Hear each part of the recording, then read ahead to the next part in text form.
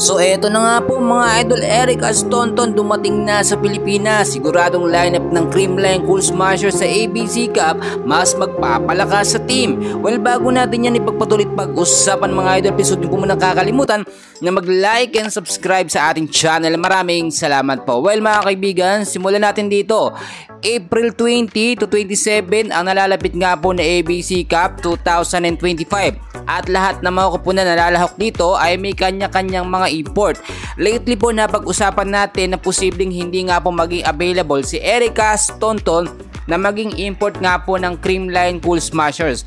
At sa panibagong update natin, dahil high demand nga po itong si Eric Astonton na maging import nga po muli ng Creamline Cool Smashers ay napagbigyan niya ni Erica. Nakita niyo naman mga idol sa busy schedule ni Eric Astonton ay hindi niya talaga matatanggihan ng CCS. Bakit? Nakita nyo kung paano talaga minahal ng CCS itong si Erica, gayon din ng mga Filipino fans ng PBL. Magandang chemistry kasi ang nabuo ni Eric Astonton sa pamamagitan ng CCS, no? Nagkampiyon ng Creamline na kasama si Eric Astonton. Ang starting lineup ng CCS mga kaibigan ay panibago at mas malakas kung ikukumpara natin nung huling PBL. Paano ko nasabi? Kung titignan ho ninyo, magaling na no sa pagkakataong ito. Ito nga pong si Alyssa Valdez at sigurado tayong makakapaglaro siya sa ABC Cup. Sa ngayon kasi wala pa naman no, or matagal pa yung susunod na game ng Creamline Cool Smashers, pero tuloy-tuloy ho ang ensayo pagka-practice na kanilang ginagawa para sa pagpapalakas ng mga player nga po ng CCS. Nakita nyo kahit nga po matagal pa no, sa April 20 to 27 pa ang ABC Cup, ay kinakailangan magkaroon na ng tuloy-tuloy na ensayo ang CCS kasama si Erica para mabuo ho yung chemistry at momentum sa mga player.